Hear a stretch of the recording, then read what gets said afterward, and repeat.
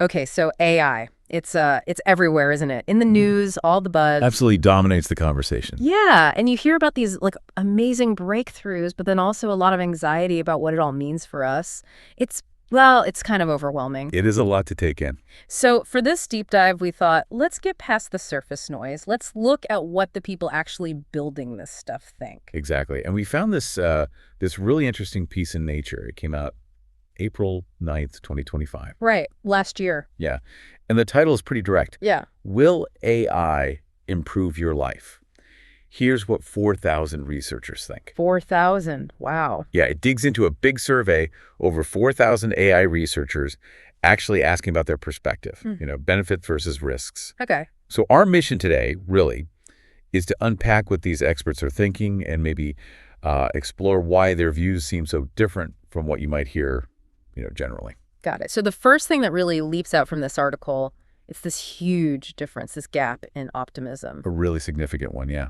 Between the AI researchers and the general public, the article says, 54% of the surveyed scientists believe AI will bring more benefits than risks. 54%, that's right. But then compare that to the UK public, only 13% feel that way. 13. That's a stark contrast, isn't it?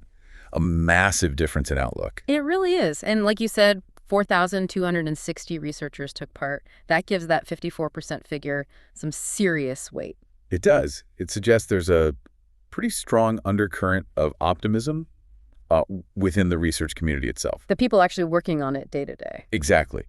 And you have to think, maybe their optimism isn't just theoretical. They're probably seeing, tangible progress in areas the public doesn't see as much. Like what sort of areas? Well, things like AI for medical breakthroughs or climate change modeling, maybe even developing new educational tools. They see the potential solutions taking shape. Right. They're closer to the positive applications. Yeah. The article actually uses the phrase that the scientists are more confident.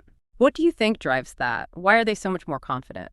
Well, I think several factors are likely at play.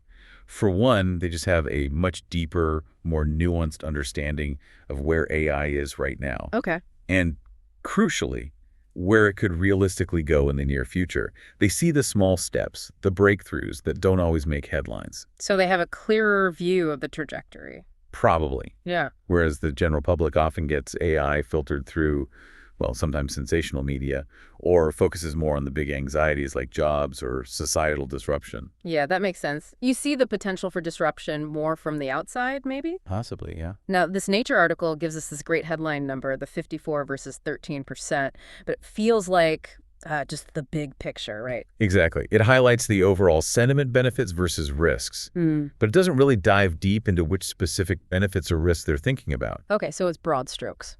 It is. But interestingly, it does point somewhere else for that detail. It mentions a preprint, O'Donovan and colleagues from 2025. A preprint, like a research paper not yet fully peer-reviewed. Sort of, yeah. It's on Zenodo, apparently. Mm-hmm.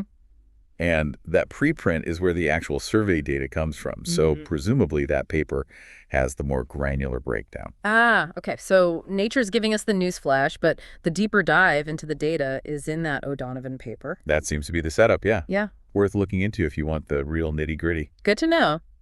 Now, the Nature piece also lists a bunch of related articles. It's like a snapshot of AI research topics from around that time. Yeah, it's quite a list.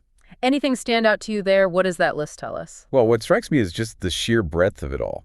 It's not just one thing. Right. You've got articles on AI's impact on science itself, how researchers are using AI. Yeah. Then debates about reaching human-level intelligence, how to even test for that. Okay, so the fundamentals, but also the practical uses. Exactly. And things like AI search engines for research papers, the whole ChatGPT phenomenon and how it thinks.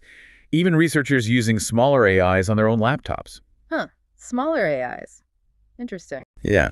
So the list really paints a picture of a very diverse, very active field. It's not just one monolithic AI idea being worked on. Lots of different angles. It definitely sounds dynamic. And then right near the end, the article throws in these little news snippets from May 2025, so just after the main article's publication date. Yeah, those are interesting too. They feel very current, like little updates from the front lines. And what do those suggest? Because the main story is optimism, right? Mostly, yes. Yeah. But these news items add, let's say, a layer of caution, or maybe just realism. Okay, how so? Well, you see headlines about AI potentially being linked to, like an explosion of low-quality research papers. Oh, right. Like AI churning out junk science. That's the concern, yeah. Or AI bots messing with online scientific infrastructure, AI-generated literature reviews, maybe even holding back progress. Okay. So definite concerns about the integrity of research. There are those, but also other findings, like AI apparently being more persuasive than humans in online debates. Really? Wow. And even AI language models starting to develop social norms, like human groups do. So it's a real mixed bag then, both potential problems and these sort of unexpected emergent behaviors. Exactly. It shows that even with that general optimism from the big survey, the researchers aren't wearing rose-tinted glasses. They see the challenges too. Clearly, they're aware of the immediate issues, the things that need careful handling, maybe safeguards.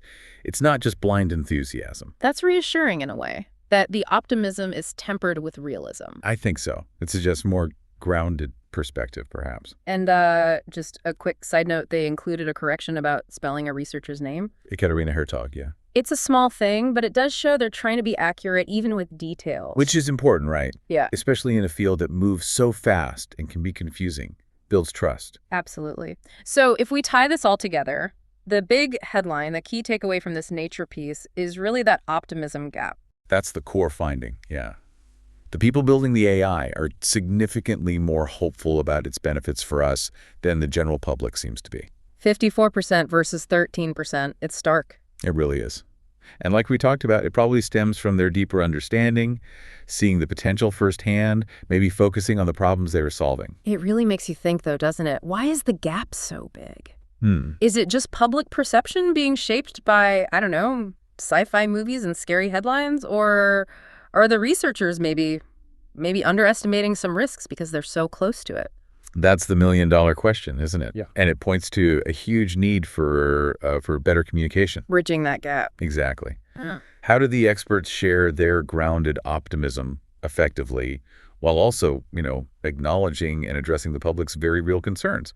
That dialogue is crucial. It feels absolutely essential, especially as AI gets woven more and more into, well, everything. It does. So as AI keeps racing forward, maybe the main thing for all of us researchers, the public, policymakers, is just to keep engaging critically, trying to understand both sides. The potential and the pitfalls. Precisely. Well, thanks for digging into that with me. It leaves you thinking, how will that difference in optimism actually play out?